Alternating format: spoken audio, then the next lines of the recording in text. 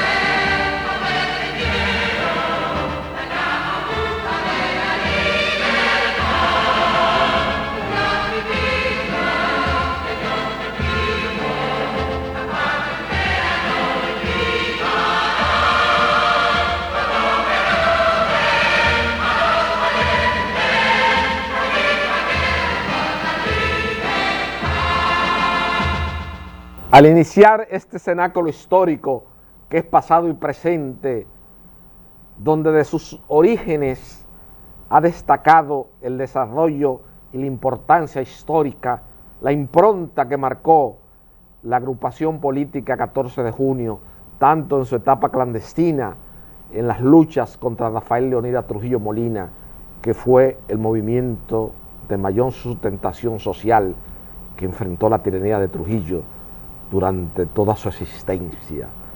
Y ese 14 de junio, liderado bajo la égida espiritual del líder más importante de la generación de mis padres, como lo fue el doctor Manuel Aurelio Tavares Justo, aglutinó a lo más selecto y a las personas que tenían el mejor ideal por el bien colectivo de la sociedad dominicana, que lamentablemente hoy día son conceptos obsoletos y perinclitados.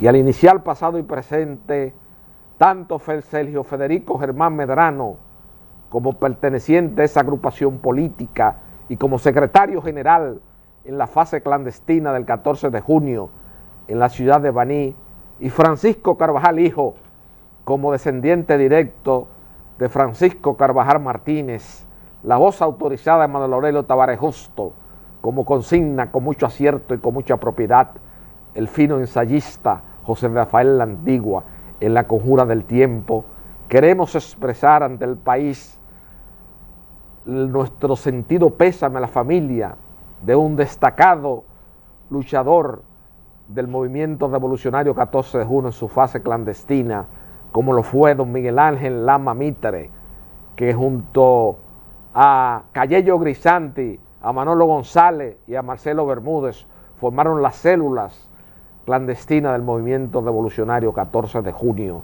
precisamente en esa ciudad de Santiago de los Caballeros. Lor a ese gran dominicano y que nunca reclamó ante el país los credenciales históricos y los sacrificios que tuvo en las luchas que participó en ese movimiento revolucionario 14 de junio clandestino, que indefectiblemente, como coinciden todos los ensayistas que han estudiado ese periodo de nuestra historia, fue lo que finalmente conllevó el movimiento 14 de junio, las expediciones de Constanza Mamón Estero Hondo y los hechos sucesivos, la caída definitiva del régimen de Rafael Leonidas Trujillo Molina. Don Sergio Federico Germán Medrano, ¿qué usted tiene que decir ante el país con relación al eminente ciudadano como fue don Miguel Ángel Lama Mitre, fundador del 14 de junio, en su fase clandestina en la ciudad de Santiago de los Caballeros? Carvajal, me siento muy emocionado y satisfecho de que en tu programa pasado y presente hayas tomado en consideración el fallecimiento y la figura histórica y heroica, patriótica de Miguel Lama Mitre. Miguel fue de los organizadores y fundadores del movimiento revolucionario 14 de junio. Fue junto a Cayello Grisanti, Niño Álvarez y otros ciudadanos de Santiago los que atrajeron a la mayor parte de los miembros del movimiento revolucionario 14 de junio. Incluso fue de los que participó en la célebre reunión en Gurabo, me parece que fue, si mal no recuerdo, donde se participó Manolo, participó Leandro Guzmán, participó Minelma Virabal, participó Cayello Grisanti, Niño Álvarez y un grupo de prominentes jóvenes que estaban dispuestos a enfrentar la tiranía de Trujillo y a restituirle la libertad al pueblo dominicano. Ahí se fundó el movimiento revolucionario 14 de junio y él fue de los que participó en esa reunión. Quiere decir que fue de los primeros, es primigenio, fundador. En la finca de don Charles Bogar, en Mao. En Mao. En Mao. La finca de don Charles Bogar. Exacto. Entonces, posteriormente, fíjate, no es solo Miguel el que se involucra en las actividades del 14 de junio, sino que se involucra prácticamente su familia, porque su hermano Jorge Lama, es el que establece el contacto del movimiento revolucionario 14 de junio clandestino interno en la República Dominicana con Alfonso Canto, que es el presidente del Movimiento de Liberación Nacional organizado por los exiliados dominicanos en el extranjero. Él es el contacto. Jorge Lama va y viene y vincula el 14 de junio ya con el Movimiento de Liberación Nacional. El Movimiento de Liberación Nacional, a su vez, tenía las conexiones con el gobierno de Cuba, presidido por Fidel Castro, y con el gobierno de Venezuela, presidido por Rómulo Betancourt, que eran los que iban a aportar las armas que iban a ser lanzadas en paracaídas al país, las íbamos a recoger en distintos sitios de la geografía nacional, y con esas armas íbamos a organizar el levantamiento guerrillero para enfrentar a Trujillo. Quiere decir que esa familia Lama comprometió su patrimonio familiar, porque es una familia de empresarios en Santiago, y creo que sigue siendo. Sí, porque tengo entendido que el hijo de él, Miki Lama, es el presidente de la Corporación de Zonas Francas de Santiago.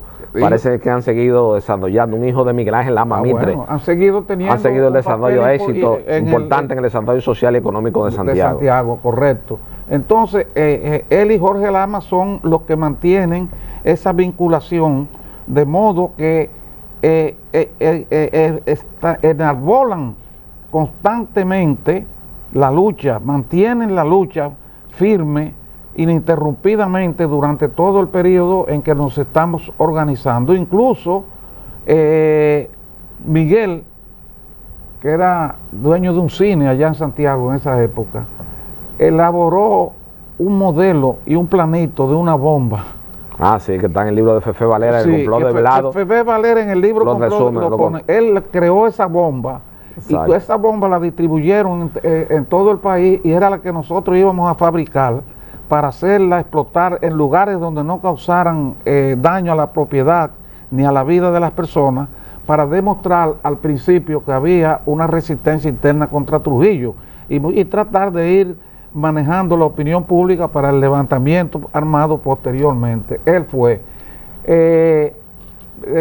Posteriormente, cuando ya es descubierto el movimiento revolucionario 14 de junio y todas las actividades del Cibao las manejaba él y las de, como te dije, y las conexiones con el extranjero a través de su hermano, es detenido, llevado a la prisión, es torturado bárbaramente porque los que organizaron la reunión de Mao y los que organizaron el movimiento fueron los que más tortura le infligieron.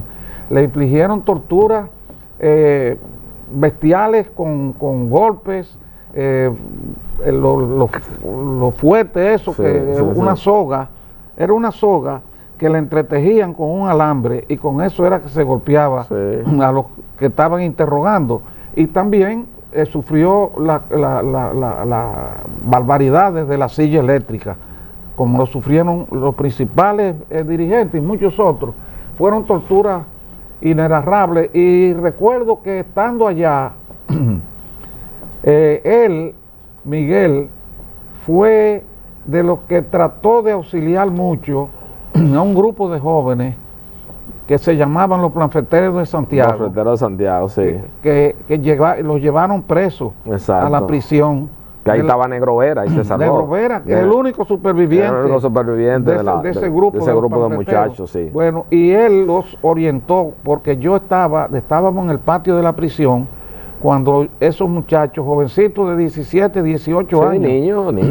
Uno lo ve ahora mismo. Y llegaron, y como los tenían en una fila, en el patio, en una pared, y recuerdo haber visto cuando Miguel se movió del sitio donde estaba y se acercó al grupo y comenzó a hablar con ellos, a orientarlos sobre cómo era que tenían que defenderse para evitar, en la medida de lo posible, las mayores torturas posibles. Bueno, pero esos muchachos jóvenes, lamentablemente todos los asesinaron.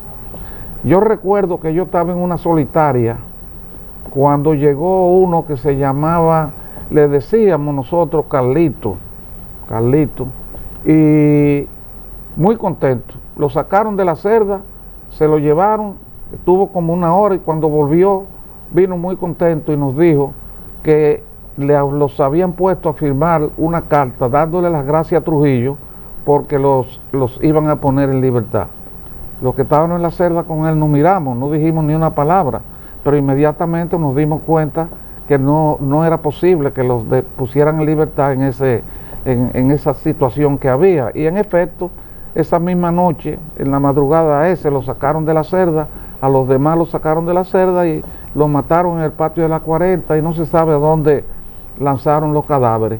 Pues todas esas torturas después pasaron a la cárcel de la Victoria, donde nos mantuvieron en la celda solitaria. Ahí también estuvo Miguel Lama Mitre en la celda solitaria, finalmente a las celdas comunes y después a la libertad. Y después que salió de la cárcel, no se amilanó, siguió siendo uno de los principales activistas antitrujillistas en Santiago. Y cuando, después de la muerte de Trujillo, hubo que asumir una posición responsable y directa contra los residuos del trujillismo, contra Ramfi, Negro Trujillo y los que quedaron. Exacto. Miguel Lama fue de los dirigentes de los grupos del 14 de junio y la Unión Cívica que trabajamos mancomunadamente en Santiago. Quiere decir que es muy lamentable el fallecimiento de ese gran héroe y patriota de la historia dominicana, y Santiago, el Ayuntamiento de Santiago, si no lo ha hecho, debe tomar muy en consideración el gesto, el sacrificio, el patriotismo de él y de su hermano, y deben de hacerle un reconocimiento con la denominación de calles importantes o avenidas de Santiago con los nombres de ellos y de los demás que participaron en todo ese movimiento, porque como tú muy bien dijiste, Trujillo comenzó a sentir que había una oposición y que había un rechazo a su dictadura con el descubrimiento del movimiento revolucionario el 14 de junio. Del cual se viene, como hemos señalado usted y yo, viene el asilamiento a la Embajada de Brasil, que tiene como peculiaridad que va acompañando a mi padre, Altagracia Eloísa Díaz, hermana de Juan Tomás y Modesto Díaz, amiga de infancia de Trujillo, que eso, le produjo un profundo escozor a él. Claro. Entonces, a partir de ahí que ustedes así, la mantienen a todos los muchachos presos en ese trayecto de febrero a noviembre, que matan a las hermanas Mirabal, que es donde, usted me entiende, en noviembre, que se planificó todo eso. Entonces ahí ya con el asesinato de las hermanas Mirabal, eso copó, como dice el agua, se rebosó la copa y se... Y mira esa coincidencia de la historia. Yo conocí a una hija de Miguel Lama. Está casada con el empresario Miguel Barletta. Y Miguel Barletta, a su vez, es nieto de Amadeo Barletta, que también tuvo... uno de las primeras personas importantes de este país que enfrentó a Trujillo. Exactamente. Amadeo Barletta era cónsul italiano aquí en la República Dominicana y era socio de un de un empresario de apellido Vaquero. Y además de ser cónsul, él se interesó en los negocios en la República Dominicana e instalaron una fábrica de puros, de habanos, en la ciudad de Santiago. Trujillo, cuando se metió en el negocio de instalar la tabacalera, quiso monopolizar el negocio completo del tabaco. Que ahí dado don Anselmo Copelo. Y sí, bueno, sí, también. Y le propuso a Amadeo Barletta, a Vaquero y a Copelo, al grupo, a los que fueran, le propuso que le vendieran el negocio. Ellos se negaron. A mí me contó un profesor en la universidad que él era abogado en el bufete de Julio Ortega Friel y que un día Julio Ortega Friel le dijo que se cambiara y se vistiera y estuviera a las 6 de la tarde en su casa, que iba a haber una reunión importante y él quería que estuviera ahí. Me dijo que fue, y cuando llegó a la casa de Julio Ortega Friel, que era por los alrededores de la Universidad Autónoma de Santo Domingo, notó que estaban desviando los vehículos y que había un movimiento de militares. Él dijo que él era de los abogados y que ese era su trabajo y que lo había llamado para ir ahí, lo dejaron pasar, pasó, y Julio Ortega Friel le dijo que se sentara abajo, era en la casa de familia de Julio Ortega Friel esa reunión, y le dijo que se sentara abajo en el comedor para que esperara a ver si él lo llamaba y entonces subiera. Era una cena que había en un comedor del segundo piso de la casa de Julio Ortega Friel, y ahí estaba Barletta y los demás, y llegó Trujillo. Me dice ese profesor que él oía la conversación allá arriba y que por momentos se subía y que en un momento oyó como que un golpe, y fue un manotazo que dio Trujillo en la mesa, se paró, se retiró y bajó y se fue. Cuando bajó, después bajó Barletta y bajaron los demás y se fueron, y Julio Ortega Friel le dijo que ellos se habían negado a venderle el negocio. Eso trajo como consecuencia que Trujillo encarcelara a Barletta y la mandara a la cárcel de Nigua, que era la antesala de la muerte a todo el que iba ahí. Lo mandó para matarlo, pero ¿qué resulta?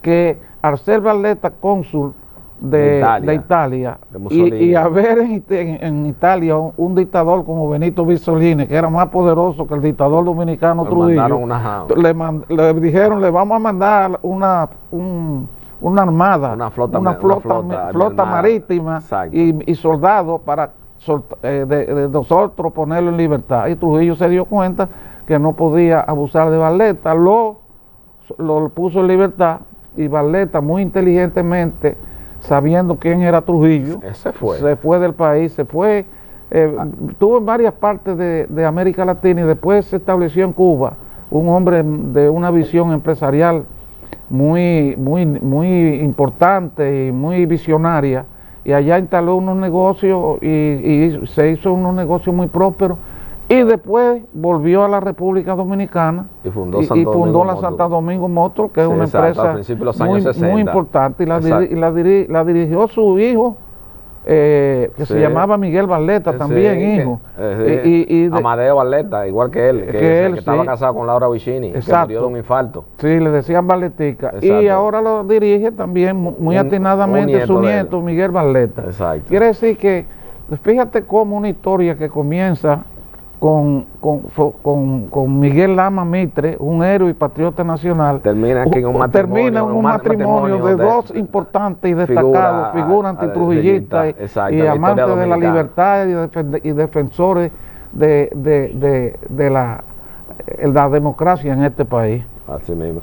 Bueno, don Sergio, vamos a hacer ahora la segunda pausa de pasado y presente. Vamos a poner un corte que se ha hecho viral en las redes sociales, una participación de mi padre en el patio de Medrano, y luego vamos a entrar usted y yo a analizar parte del proceso que ha habido en la sociedad sobre la medida de coerción que se le acaba de imponer a un hermano del expresidente de la República, Danilo Medina Sánchez. Vamos a analizar eso en el contexto jurídico.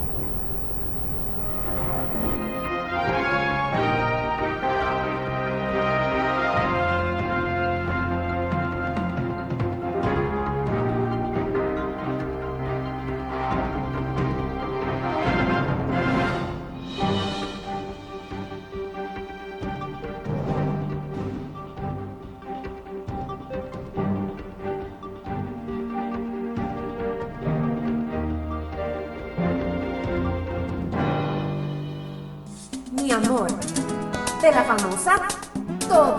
Y me encanta su maíz. Su leche de coco. Su maíz. Su leche de coco. Su maíz. Su leche de coco. Leche de coco. Maíz con coco.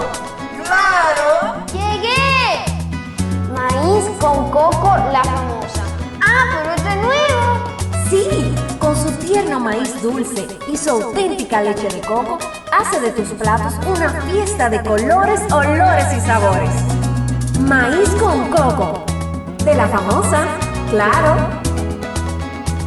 La famosa, lo más natural. Porque lo primero es lo primero. Delante de una experta abuela, siempre hay un exquisito nutritivo plato y detrás una delicada y dulce madre que los deleita con deliciosas pastas, pescados y guisos tan ricos porque siempre lleva delante la pasta de tomate La Famosa, que da sabor y color insuperable. Porque lo primero es lo primero, de La Famosa, claro, y La Famosa, lo más natural.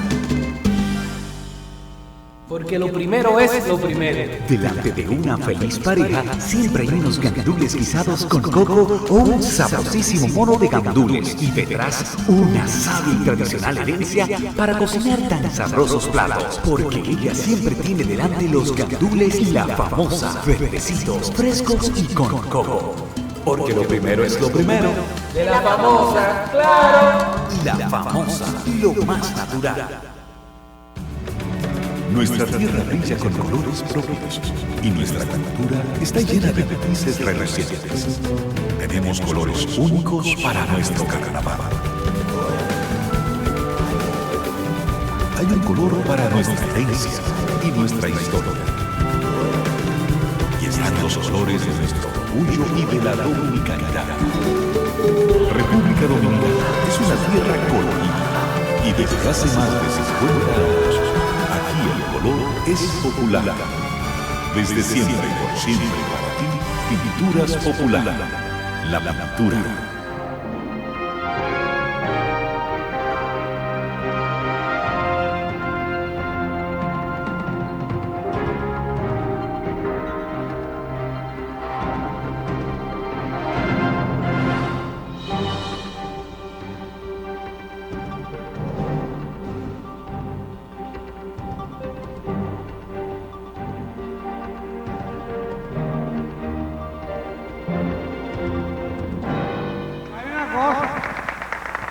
cosa me aguanta que usted se vaya porque esto es muy importante. El presidente de la República, que es un hombre serio, dice que no son las construcciones que tienen el peso alto, sino las importaciones.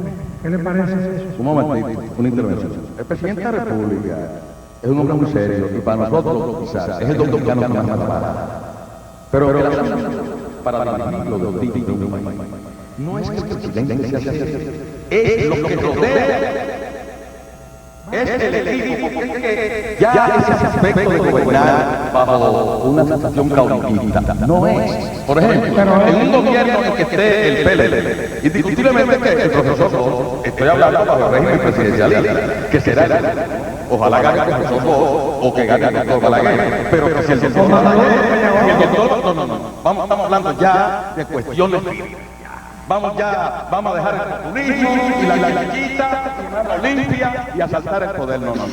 Por suerte para esta república, y es, diríamos, como una especie de problema histórico, de avance histórico. En las nuevas elecciones o gana el profesor Bosch o gana el doctor Balaguer. Pero que si el doctor Balaguer no despierta y continúa rodeado de ciertas cabillas que tiene cerca, y se deja impresionar, creo que el profesor Bosch por su equipo, como dice un locutor de caballos, ¿y quién le gana al profesor? ¿Quién le gana? Es decir, que el doctor Balaguer es un gran candidato, pero tiene que depurar su fila, porque lo que más se parece a un PRDista es un reformista. Vamos a estar claros en eso. El doctor Balaguer tiene que buscar calidad ahora. Si quiere ganarle a nuestro pariente Buenaventura Báez con un sexto periodo, tiene que buscarse estrellas civiles. Tiene que buscarse gente que filten bajo el agua, que fumen y se hagan los dormidos, y que filten de espalda a la lluvia y hablen con la luna temprano. Porque de lo contrario, el PLD es el partido que va al poder. En síntesis, queremos decir con esto que el destino dominicano es halagüeño. Y para contradecir a ese destacado compositor de ojos verdes, con hermosura de bigote y cornetas, no somos Casandra, al contrario, ahora venimos con augurios favorables que nacen de la entraña misma del corazón del pueblo. El destino nuestro es favorable. ¿Cuál es el destino? Dos P grandes, o Bosch, o Balaguer, o Balaguer, o Bosch. Y Peña Jacobo. Lamentablemente llegaron tarde cuando la historia le tocó su turno, porque la historia, como dice Stephen Zweig, a veces es poética, pero también es dramática. Ya el PRD, en el escenario de la historia movible de los años, lo hizo muy mal. Y no es verdad que el pueblo dominicano tiene memoria, porque los pueblos tienen memoria cuando son minorías. El pueblo dominicano de ahora en adelante será feliz, no obstante los obstáculos que presentan. Porque en su último proceso electoral, que es el vendero, están las dos B, que quiere decir bienvenidos dominicanos. Doctor, pero hay una pregunta, ¿cómo usted dice el último proceso electoral? Sencillamente porque es una cosa que está clara. Nosotros dijimos, como dijo ahorita, en el destacado economista oriental, que el profesor Bosch había aprendido una serie de cosas que han sucedido y que le mereció el título de estándar y de acomplejado por minoría. La única persona que dijo cuando el doctor Balaguer ganó, en un programa de televisión lo dije, y lo dije, y dije, este no es un triunfo del PRCC o el Partido Reformista o el Cristiano o Tutti Frutti, como se llama, porque eso no es relevante. Sí dijimos que si había la compuerta de la historia, muy poco compañeros. Porque la historia tiene sus movimientos subterráneos que van acompasados con la aparente realidad. Es lo que se llama lo que se ve y lo que no se ve. Lo que se ve son unas elecciones y que los doctor Balaguer llegó a su quinto periodo. Y lo que se sigue viendo es que el doctor Balaguer quisiera ganarle Buenaventura Báez en un sexto periodo. Pero no se ve el movimiento de la historia que viene siguiente. No, esperando su turno, al paso.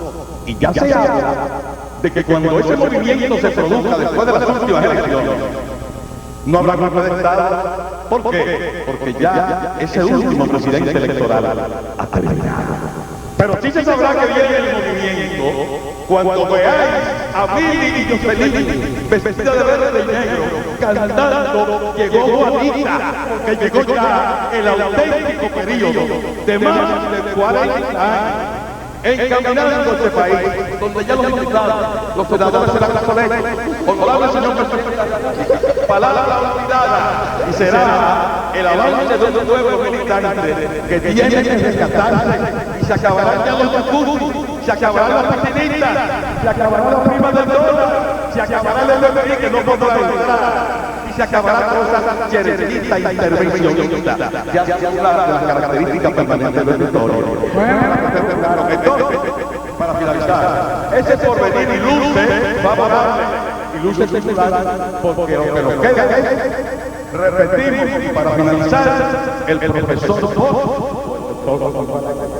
el populismo quedó atrás por un competente, porque el lector no tiene que ser a las 6, llega a las 6 menos minutos, o si llega a las 6 y da mi finiquitando. Muy buenas tardes. Bueno.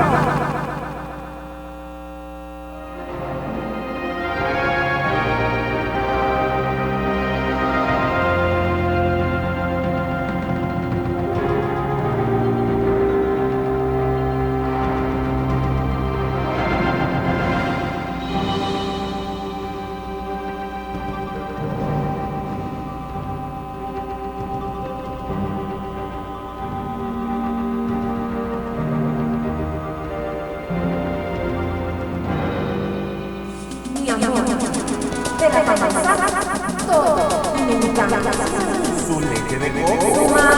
Su leche de coco. Su leche de coco. Leche de coco. Maíz con coco. ¡Claro! ¡Llegué! Maíz con coco, la famosa. ¡Ah, pero este es nuevo! Sí, con su tierno maíz dulce y su auténtica leche de coco, hace de tus platos una fiesta de colores, olores y sabores. Maíz con coco. De la famosa, claro. La famosa, lo más natural. Porque lo primero es lo primero. Delante de una experta abuela, siempre hay un exquisito nutritivo plato y detrás una delicada y dulce madre que los deleita con deliciosas pastas, pescados y guisos tan ricos porque siempre lleva delante la pasta de tomate la famosa, que da sabor y color insuperable. Porque lo primero es lo primero de la famosa, claro, y la famosa, lo más natural. Porque lo primero es lo primero. Delante de una feliz pareja, siempre hay unos gandules guisados con coco o un sabrosísimo mono de gandules y detrás una sabia y tradicional herencia para cocinar tan sabrosos platos. Porque ella siempre tiene delante los gandules y la famosa, verdecitos, frescos y con coco. Porque lo primero es lo primero. De la famosa, claro. Y la famosa, lo más natural. Nuestra tierra brilla con colores propios y nuestra cultura está llena de matices relucientes. Tenemos colores únicos para nuestro carnaval.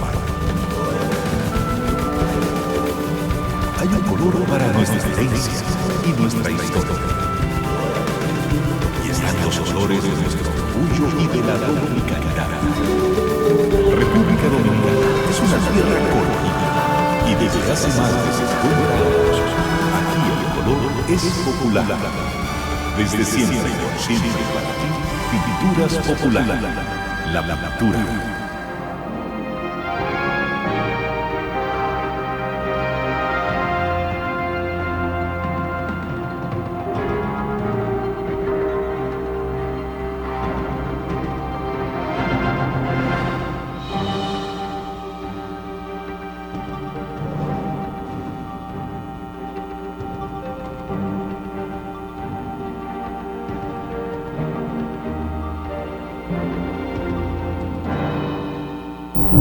Don Sergio, yo había anunciado en las redes sociales, incluso José Alberto Cruzeta, un ex magistrado de la Suprema Corte de Justicia y gran amigo del suscrito, sobre el libro de... Yo le había dicho que vamos a hacer un conversatorio sobre el libro de José Daniel Ariza Cabral, pero por las múltiples obligaciones, tanto suya como mía, durante el transcurso de esta semana de carácter profesional, no pudimos darle lectura a esa obra, que es una obra importante, que indudablemente se va a convertir en un bestseller en la República Dominicana, porque es un libro muy importante, sobre un personaje que es como José Daniel Ariza Cabral, que tuvo desde su padre, que fue lugarteniente, fue el famoso, aquel lugarteniente que tenía Desiderio Arias, que cuando Trujillo andaba pacificando el país y quiso conversar con Desiderio Arias y le dijo, mire lo que es las paradojas de la historia dominicana, que subió a hablar allá, y Trujillo,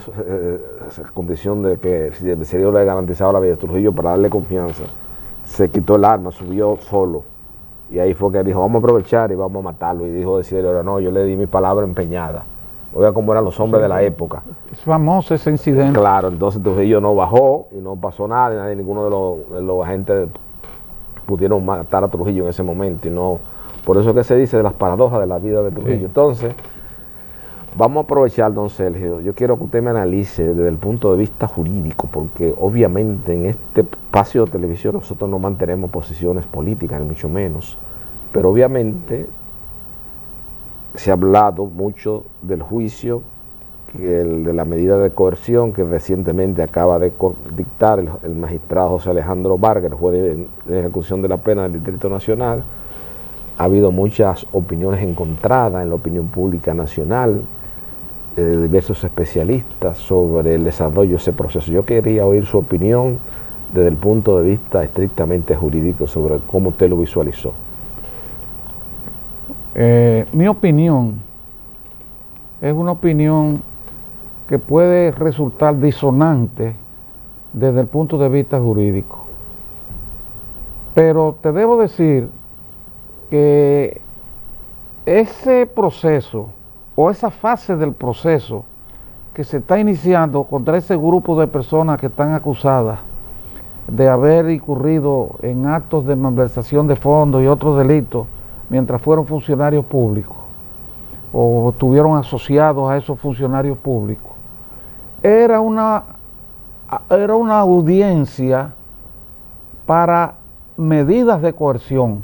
Claro. Eso no era una audiencia para discutir el fondo del proceso. Sin embargo, los abogados y el Ministerio Público pasaron la mayor parte del tiempo discutiendo el fondo del proceso y haciendo argumentaciones y desarrollos sobre el fondo del proceso, y el propio juez, que es un juez experimentado, un juez probo, un juez serio, un juez capacitado, se dejó arrastrar también por esa discusión y esa polémica, y los dejó que polemizaran. Tal vez... Y él mismo entró también. Sí, pues, bueno, por eso te digo. Se extralimitó de su competencia de atribución natural al emitir sobre ciertos juicios de ciertos tipos penales. Que él es abogado. Es como el juez de los referimientos, que no puede decidir nada sobre el fondo de la contestación, pero para tomar una medida tiene que ver algo, pero eso es personalmente. Pero recuérdate pero aquí él, no, aquí él se es juez, todo. Él es juez, pero no puede muchas veces un juez, ¿tú entiendes?, desproveerse de su condición de abogado. Claro. Y quizás por el mismo cauce que llevaron los abogados de las dos partes, tanto el Ministerio Público como los abogados de la defensa, llevaron la polémica, la discusión, la argumentación, la defensa y la acusación, en una palabra. Él también se vio inmiscuido, ¿tú entiendes?, en ese debate. Ahora, la audiencia para imponer medidas de coerción se limita, según dice el Código Procesal Penal, y debo aclarar ante todo que yo no soy penalista, yo no ejerzo en materia penal. Pero usted fue de la primera persona que escribió sobre la nueva normativa procesal penal aquí. Ok, sí, pero... A principios de los 2000. Sí, yo escribí unos varios artículos en los periódicos bastante lúcidos, advirtiendo sobre algunos aspectos del Código Procesal Penal que podían tener consecuencias, repercusiones sociales adversas desde el punto de vista del combate de la delincuencia. ¿Tú entiendes? Pero volviendo al tema de ese debate, era única y exclusivamente para determinar si se imponían o no medidas de coerción, y en caso de que se fueran a imponer medidas de coerción, cuáles eran los límites y la extensión de esas medidas. ¿Por qué? Porque esa audiencia lo único que tiene que hacer es, tanto la acusación, demostrarle al juez que esos inculpados representan un peligro para la sociedad en manos de que permanezcan en libertad, o que haya riesgo de que puedan ser destruidas, desaparecidas las pruebas que conducen a incriminarlos y a condenarlos o a absolverlos en dado caso. Pero esas son las dos, los fundamentos que establece el Código Procesal Penal para la celebración de esa audiencia. Entonces, el juez ahí no iba a analizar si eran culpables o eran inocentes. Claro. El juez lo único que tenía era, y eso debió ser una audiencia de 5 o 6 horas. Claro. ¿Tú entiendes? ¿Por qué? Porque la acusación debió demostrar que eran un peligro, que permanecer en libertad era un peligro para la sociedad, o que entrañaba un riesgo de que pudieran destruir y hacer desaparecer las pruebas. Ese era el límite que tenía jurídicamente esa audiencia. Pero los debates, lo que yo vi, porque pues, debo admitir que no lo vi tampoco completamente, pero... No, yo desde que vi que se salían y estaban discutiendo aspectos, o sea, yo que me formé bajo la égida espiritual de un jefe del Ministerio Público en este país, que es un paradigma como lo fue Rafael Eduardo Valera Benítez. Usted puede estar de acuerdo o no con Rafael Eduardo Valera Benítez, pero el Manuel Eduardo Valera Benítez dio cátedra aquí de lo que es ser un ministerio público probo, capaz y acorde con las normas procesales vigentes en la época, cuando se dio ese juicio de las hermanas Mirabal, que fue un juicio modelo porque estaba lo más granado del pensamiento jurídico dominicano, encabezado por el doctor Héctor Sánchez Morcelo, por Ramón Pina Acevedo Martínez, por Francisco Carvajal, mi padre, que como señaló Fabiola Medina, era un gran estratega y un gran procedimentalista, y estaba don Antonio Guzmán, y estaba como magistrado Osvaldo Soto. Lo que pasa que aquí no se quiere leer la historia ni la evolución del Poder Judicial. Entonces los ministerios públicos comienzan a hablar, se hace un show mediático, se habla, se sale de la competencia de atribución natural, comienzan a emitir opiniones, en vez de decir magistrado tal cosa, hablar cosas personales. Lo último que dijo la procuradora fiscal Jenny Berenice Reynoso, que aquí la quieren pontificar, incluso una persona que de acuerdo a mi criterio todavía tiene que hacer un curso con Bruno Rosario Candelier para articular con propiedad las vocales, hablando de que tú tienes una querida, que tú tienes una cosa, cosas que no son de la competencia natural de atribución. O sea, nosotros no estamos defendiendo a nadie, nosotros estamos siendo rigurosos con el procedimiento. Y una de las mentes más lúcidas y preclaras del derecho dominicano, como es mi compañera, mi condiscípula de la universidad, es Enrico Doña Wanda Perlón, me habló de eso, y muchísima gente dijo, pero ¿eso es un juicio de coerción o qué? ¿O es un juicio de fondo? Bueno, eso es lo que te estoy diciendo, que eso se desnaturalizó. Se desnaturalizó el objetivo del juicio y la causa del juicio. El objeto y la causa del juicio se desnaturalizaron y terminaron ahí prácticamente ventilándose una serie de cuestiones de fondo y hasta cuestiones, como tú acabas de decir, que no tiene nada que ver, porque la comisión de un delito no se extiende hasta la vida de la persona. Hasta la vida privada, en general. De que usted tenga una persona. Ese delincuente, esa persona... Ese imputable. Pero sea delincuente o sea inocente, tiene una vida que se aparta totalmente de la comisión del delito. Claro, de lo que es el ilícito penal. De lo que es el ilícito penal, eso son cosas lógicas. Entonces no hay por qué estar afectando la vida. Ahora, te voy a decir esto. Eso ocurrió en un juicio para medidas de coerción.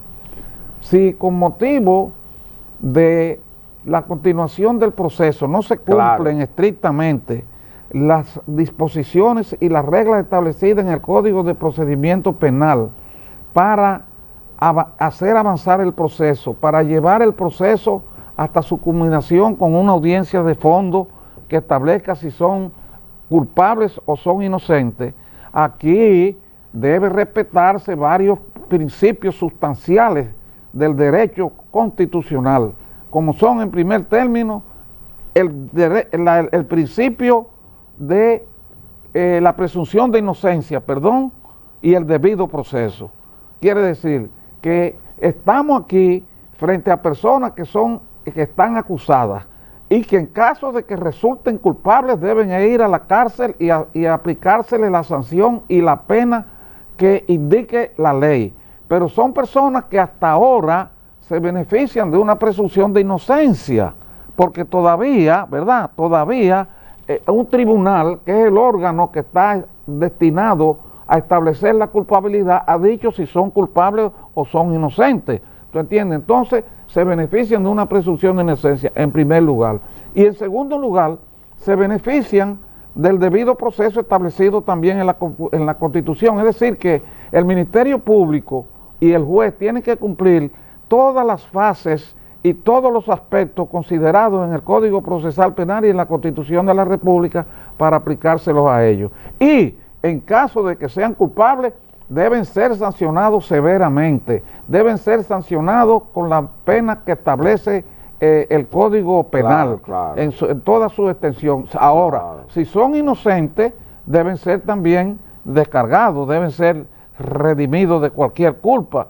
Y si la culpabilidad también no es una culpabilidad extrema, no es una culpabilidad que tiene circunstancias atenuantes, como se llama, también aplicársela. Porque eso es lo que se llama el debido proceso. Y otra sí, está bien. Y si en nuestro país, yo siempre digo, yo me guío mucho por una máxima que dice, hoy por mí, mañana por ti. Claro. Si no se aplica el debido proceso y no se aplican las reglas de la presunción de inocencia, en el futuro tampoco se le pueden aplicar ni se le van a aplicar a otras personas, y eso no es posible.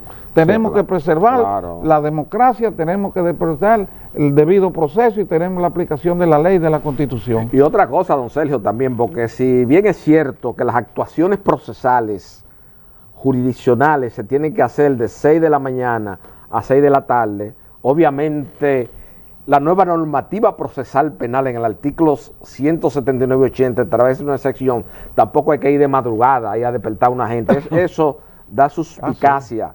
Entonces, don Luis Abinadel, que es el principal garante aquí en la República Dominicana, de que no es esa cuestión de que del Ministerio Público, el brazo represivo siempre del Poder Ejecutivo es el Ministerio Público. Aquí la sociedad civil eufemísticamente ha querido decir, no, que hay un Ministerio Público, pero esas actuaciones del Ministerio Público, eso es lo que hace, al fin de cuentas, que le hace daño a la lucha contra la corrupción, porque no hay necesidad de ir a la 1 y a las 2 de la mañana, en la madrugada, y a molestar a una gente, a despertarlo de su casa. Eso da como el ánimos de Candy, como querer ser más lucido, como más trascendente.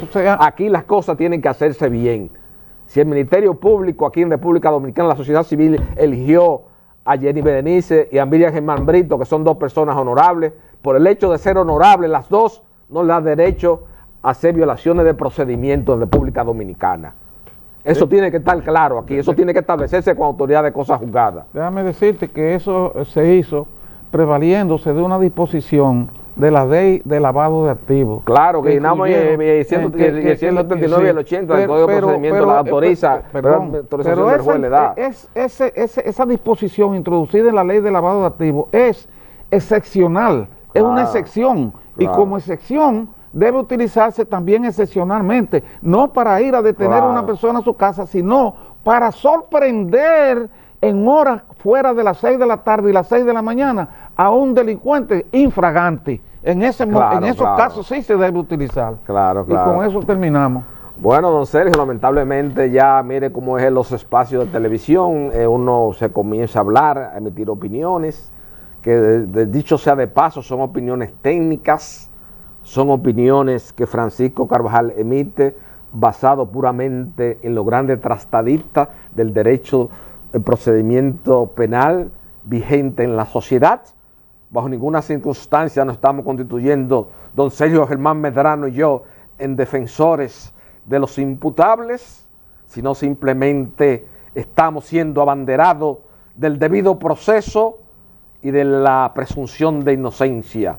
Como dice mi amigo Miguel Valerio en su cuenta de Twitter, soy un amante del debido proceso y de la presunción de inocencia, que son principios consagrados constitucionalmente, y nadie en este país está investido de los derechos ni de las facultades para violar dichos derechos, don Sergio. Es el cumplimiento estricto de la ley y la Constitución lo que debe presidir y regir todos los procesos judiciales en la República Dominicana, sea cual sea su naturaleza y sea cual sea la gravedad que tengan.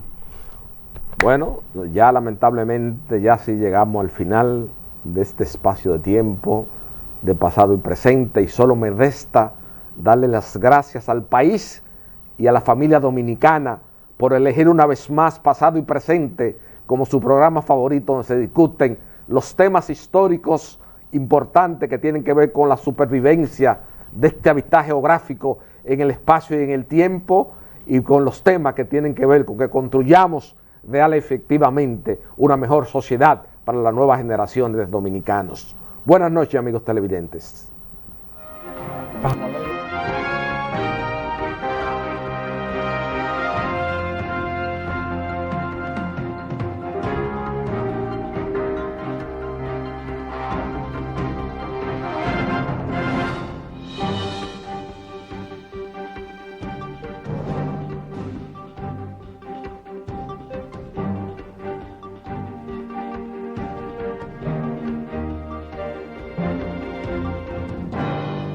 Mi amor, de la famosa, todo. Y me encanta su maíz. Su leche de coco. Su maíz. Su leche de coco. Su maíz. Su leche de coco. Su Leche maíz. de coco. Maíz con coco. ¡Claro! ¡Llegué! Maíz con coco, la famosa. Ah, pero este es nuevo. Sí, con su tierno maíz dulce y su auténtica leche de coco, hace de tus platos una fiesta de colores, olores y sabores. Maíz con coco, de la famosa, claro. La famosa, lo más natural. Porque lo primero es lo primero. Delante de una experta abuela, siempre hay un exquisito nutritivo plato, detrás una delicada y dulce madre que los deleita con deliciosas pastas, pescados y guisos tan ricos porque siempre lleva delante la pasta de tomate La Famosa, que da sabor y color insuperable. Porque lo primero es lo primero, de La Famosa, claro, y La Famosa, lo más natural. Porque lo primero es lo primero. Delante de una feliz pareja, siempre hay unos gandules guisados con coco o un sabrosísimo mono de gandules. Y detrás, una sabia y tradicional herencia para cocinar tan sabrosos platos. Porque ella siempre tiene delante los gandules La Famosa, verdecitos, frescos y con coco. Porque lo primero es lo primero. De la famosa, claro. Y La Famosa, lo más natural. Nuestra tierra brilla con colores propios y nuestra cultura está llena de matices relucientes. Tenemos colores únicos para nuestro carnaval. Hay un color para nuestra herencia y nuestra historia. Y están los colores de nuestro orgullo y de la dominicanidad. República Dominicana es una tierra colorida y desde hace más de 50 años es popular. Desde siempre, por siempre, para ti, Pinturas Popular. La pintura